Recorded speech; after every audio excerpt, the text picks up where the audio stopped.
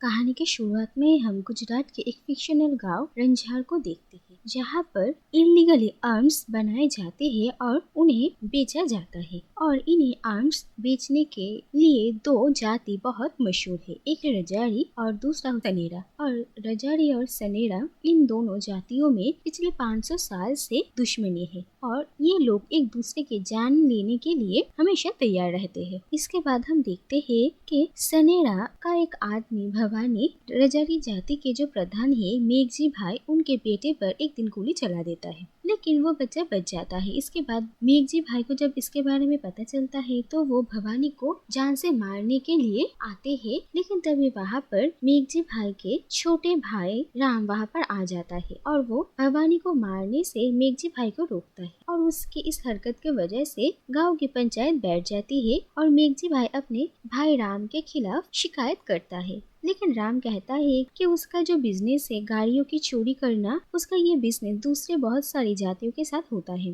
और अगर भवानी मारा जाता तो उसके बिजनेस पर इसका असर पड़ता। और राम की बातों से वहाँ पर मौजूद कोई भी खुश नहीं होता और सब राम को कोसने लगते हैं। राम सबसे ये भी कहता है कि क्यों न वो लोग सनेराओं के साथ समझौता कर ले, और जो बात सुनकर उसके ही लोग उस पर बंदूक तान देते हैं। इसके बाद हम देखते हैं सनेरा के प्रधान धनकोर बा को, जो कि अपनी बेटी लीला के लिए एक एनआरआई लड़का ढूंढ रही थी। और धनकोर बा की एक बेटा भी था जिनका नाम था कांजी। इसके बाद होली के दिन राम अपने कुछ दोस्तों के साथ सनेराओं के घर आ जाते हैं और वहाँ पर पहली बार लीला और राम की मुलाकात होती है और पहली बार देखकर ही दोनों ही एक दूसरे को पसंद कर लेते हैं और वो दोनों एक दूसरे के साथ फ्लर्ट भी करते हैं। लेकिन इसके बाद ही कांजी राम को देखकर पहचान जाता है और एक रजारी उन लोगों के घर में घुस गया है। ये बात सोचकर ही उसे बहुत गुस्सा आता है, लेकिन कुछ गड़बड़ होने से पहले ही राम अपने दोस्तों के साथ वहाँ से निकल जाता है और कांजी राम से बदला लेने के लिए एक पुलिस ऑफिसर को घूस देकर अचानक से ही राम के घर में रेड करवा देता है। और बहुत सारे पुलिस एक दिन अचानक राम के घर आ जाते हैं और राम के घर की तलाशी लेते हैं, लेकिन इसके बाद राम सीनियर इंस्पेक्टर को घूस देकर उन लोगों को वहाँ से भेज देता है और उन लोगों का कुछ खास नुकसान भी नहीं होता। इसके बाद हम देखते हैं कि राम और लीला एक दूसरे से मिलने लगते हैं और धीरे धीरे वो दोनों एक दूसरे से प्यार करने लगते हैं। और उन दोनों को ही पता था कि उन लोगों के परिवारों के बीच बहुत सालों से ही दुश्मनी है और उन लोगों की शादी के लिए कोई भी नहीं मानेगा, इसलिए वो दोनों एक दूसरे के साथ भाग जाने का प्लान बनाते हैं। इसके बाद एक दिन हम देखते हैं कि राम और उसके बड़े भाई मेघजी के साथ कांजी की मुलाकात होती है और उन लोगों में बहस शुरू होती है। लेकिन इसके बाद वो लोग एक खेल खेलते हैं। सब कुछ सही ही जा रहा था, लेकिन अचानक एक्सीडेंटली कांजी के हाथों मेघजी की मौत हो जाती है और अपने भाई के मौत से राम इतना गुस्सा हो जाता है कि वो भी उसी वक्त कांजी के ऊपर गोलियां चला देता है और वहीं पर कांजी की भी मौत हो जाती है और दोनों परिवारों में फिर से एक दूसरे का खून बहाने का जुनून सवार हो जाता है। इसके बाद एक दिन राम लीला से मिलने के लिए आता है और लीला राम पर बहुत गुस्सा थी और उसे मारना चाहती थी क्योंकि राम ने उसके बड़े भाई को मार डाला है। और राम कहता है कि अगर लीला ने अपने बड़े भाई को खोया है तो राम ने भी अपना भाई खोया है। और राम कहता है कि सनेरा राम की जान लेना चाहते हैं और ये सिलसिला चलता ही रहेगा और अगर राम और लीला को एक दूसरे के साथ रहना है तो उन लोगों को यहाँ से जाना पड़ेगा। इसके बाद लीला राम की बात को समझती है और तभी वहाँ पर लीला की भाभी रसीला पर आ जाती है और वो राम और लीला के प्यार को समझती है और वो उन लोगों को वहाँ से भागने में मदद करती है। इसके बाद राम लीला को लेकर उन दोनों के ही घर से थोड़ा दूर एक जगह पर आ जाता है और वहाँ पर एक रूम रेंट पे लेकर रहने लगता है और वो दोनों ही एक दूसरे से प्रॉमिस करते हैं कि वो लोग अपनी पिछली जिंदगी को पूरी तरीके से भूल जाएंगे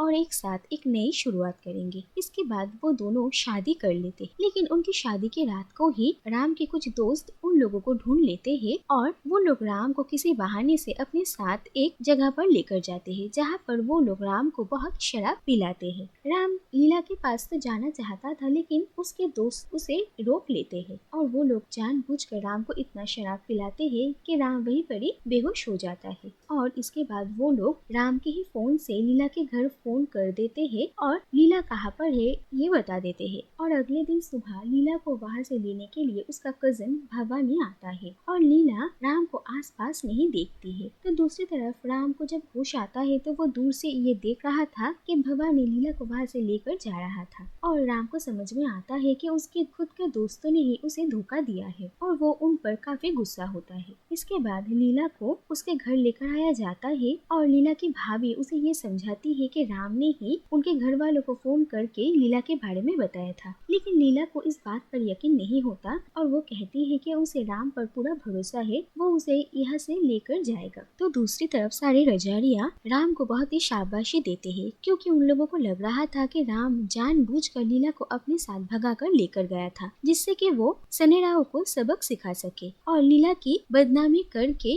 राम ने बदला लिया है और वो सब मिलकर राम को रजड़ियों का नया प्रधान बना देते हैं। लेकिन राम इन सारी बातों से खुश नहीं था, वो सिर्फ लीला के बारे में ही सोच रहा था, लेकिन इस वक्त उसके हाथों में कुछ भी नहीं था। तो दूसरी तरफ हम देखते हैं कि लीला की माँ को लीला के लिए एक NRI लड़का मिल जाता है और वो उस लड़के को और उसके पेरेंट्स को जोर जबरदस्ती अपने घर रोक कर रखती है और इस शादी से भी वो लड़का और उसके घर वाले खुश नहीं थे। इसके बाद जब लीला को उसकी शादी के बारे में बताया जाता है और उसके एंगेजमेंट होने वाले थे, तब लीला अपनी माँ को और उस लड़के के सामने ये कहती है कि उसकी शादी तो पहले से ही हो चुकी है और राम के पहनाए हुए अंगूठी को भी वो सबके सामने दिखाती है और ये सब कुछ देखकर गुस्से में धनकोर बा लीला की उंगली ही काट देती है। और जब राम को इसके बारे में पता चलता है तो राम भी अपनी वही उंगली काट देता है और जब लीला सो रही थी तब वो लीला से मिलने के लिए भी आता है। दूसरी तरफ लीला बहुत बेचैन हो रही थी क्योंकि उसने बहुत दिनों से राम को नहीं देखा था और वो अपनी भाभी रसीला को राम से मिलने के लिए भेजती है और उसे ये कहने के लिए कहती है कि राम जल्द से जल्द यहाँ पर आकर उसे ले जाए, नहीं तो लीला की किसी और से शादी हो जाएगी। इसके बाद रसीला जब राम से मिलने के लिए रजारियों के वहाँ जाती है तो वहाँ पर राम के दोस्त रसीला को बहुत जलील करते हैं और उसके साथ बहुत बदतमीजी करते हैं, लेकिन फिर किसी तरीके से रसीला राम के एक और दोस्त की मदद से वहाँ से निकल आती है। और जब लीला और धनकोर बा को ये पता चलता है कि रसीला के साथ उन लोगों ने किस तरीके का बर्ताव किया, तो धनकोर बा इसका बदला लेने के लिए भवानी और अपने कुछ और आदमियों को राम के बड़े भाई मेघजी के विधवा केसर की बेइज्जती करने भेजती है, लेकिन केसर किसी तरीके से उन लोगों के हाथों से बच जाती है। और जब राम को ये पता चलता है कि सनेराव ने उसकी भाभी की इज्जत पर हाथ डालने की कोशिश किया, तो वो धनकोर बा से मिलने के लिए उसके घर आ जाता है और धनकोर बा के बहुत सारे लोगों को भी मारता है। इसके बाद राम धनकोर बा को कहता है कि एक दूसरे का जान लेना, एक दूसरे का खून बहाना, ये सब कुछ बहुत सालों से इन दोनों परिवारों के बीच चल रहा है, लेकिन किसी न किसी को ये सब कुछ रोकना ही पड़ेगा। और वो धनकोर बा को समझौता के लिए कहता है। धनकोर बा भी राम को उन लोगों के साथ नवरात्रि मनाने के लिए उसे इनवाइट करती है। इसके बाद राम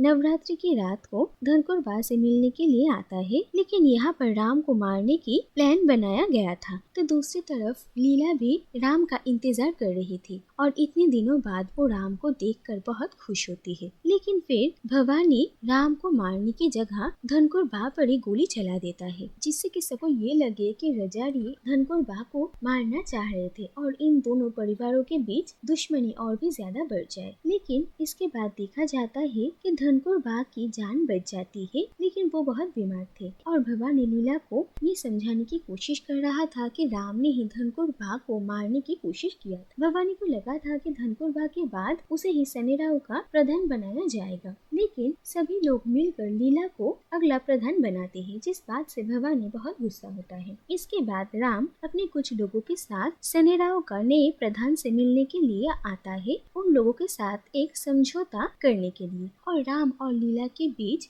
एक एग्रीमेंट साइन होता है, जिससे कि ये दोनों परिवार ही अपना अपना बिजनेस या तक के रास्ता भी अलग कर लेते हैं और तय करते हैं कि ये दोनों परिवार फिर कभी एक दूसरे के सामने नहीं आएंगे। इसके बाद लीला अपने माँ के देखभाल करने के साथ साथ बिजनेस भी संभाल रही थी और सब कुछ शांति से चल रहा था, लेकिन भवानी को ये सब कुछ बर्दाश्त नहीं हो रहा था। उसे तो रजारियों के साथ उन लोगों का दुश्मनी बरकरार रखना था और इसीलिए एक दिन वो लीला के हाथों को एक डॉक्यूमेंट साइन करवाता है और लीला भी आंख बंद करके भवानी पर यकीन करती है और बिना पढ़े ही उस डॉक्यूमेंट्स पर साइन कर देती है। लेकिन इन पेपर्स में ये लिखा हुआ था कि वो लोग जितने चाहे उतने रजारियों को मार सकते हैं और लीला ने इसके ही ऑर्डर्स पर साइन किया था। इसके बाद दशहरा आता है और रामलीला के एक प्रोग्राम के बाद बहुत सारे रजारियों को मार डाला जाता है और इस बात से पूरे गांव में उथल पुथल मच जाती है। और जब राम को इसके बारे में पता चलता है तो वो समझ जाता है कि ये सब कुछ लीला ने नहीं किया। लेकिन अब उन लोगों के हाथ में भी कुछ नहीं रहा, रजारियों को इस तरह से मारा गया है तो अब रजारिया भी चुप नहीं बैठेंगे और अब पूरे गांव में खून की नदियां बहेंगी। तो दूसरी तरफ लीला को उसके लोगों से ये पता चलता है कि कितने सारे रजारिया मारे गए और सब लीला को वाहवाही दे रहे थे क्योंकि लीला ने ही उन लोगों को मारने का ऑर्डर पास किया था। लेकिन लीला को तो इन सब के बारे में कुछ भी पता ही नहीं था और वो बिल्कुल हैरान रह जाती है। तो दूसरी तरफ हम धनकोर बा को देखते हैं, उनकी तबीयत अब थोड़ी बेहतर हो गई थी और उन्हें भी ये पता चलता है कि बहुत सारे रजारियों को मार डाला गया है और वो भी ये बात सुनकर बहुत हैरान होती है। इसके बाद राम के बड़े भाई मेघजी की विधवा अपने बेटे को लेकर धनकोर बा के पास आती है और वो कहती है कि अब उनका बेटा ही रजारियों का आखिरी वारिस है और उसे मार कर धनकोर बा अपना बदला पूरा कर ले तो सबको शांति मिल जाएगी और वो अपने बेटे को वहीं पर ही रख कर चली जाती है। तो दूसरी तरफ हम देखते हैं कि राम लीला से मिलने के लिए उसके कमरे में आता है और वो दोनों ही एक दूसरे को देखकर खुश होते हैं और वो दोनों ही समझते हैं कि वो लोग अब कुछ नहीं कर सकते हैं और एक दूसरे के परिवार के लोगों की जान लेने से पहले ही वो दोनों ही क्यों न एक दूसरे के हाथों ही मर जाए, जिससे कि वो लोग हमेशा हमेशा के लिए एक हो जाएंगे। तो दूसरी तरफ हम देखते हैं कि धनकोर बा उस बच्चे को नहीं मार पाती और वो बच्चा भी धनकोर बा को अपने गले लगा लेता है। लेकिन इसके बाद वहाँ पर भवानी आता है और वो उस बच्चे को मारना चाह रहा था, लेकिन धनकोर बा भवानी को ही मार डालती है और वो सबके सामने ये फैसला सुनाती है कि अब सनेरा और रजारियों के बीच शांति कायम की जाएगी। तो दूसरी तरफ लीला और राम इस बात से बेखबर थे कि धनकोर बा ने अपना मन बदल लिया है और वो दोनों ही एक दूसरे को गोली मारते हैं और उन दोनों की मौत हो जाती है। और आखिर में हम देखते हैं कि रजारिया और सनेराव के सारे लोग एक साथ मिलकर राम और लीला की अंतिम संस्कार करने वाले थे और इसी के साथ ही ये कहानी यही पर ही खत्म हो जाती है।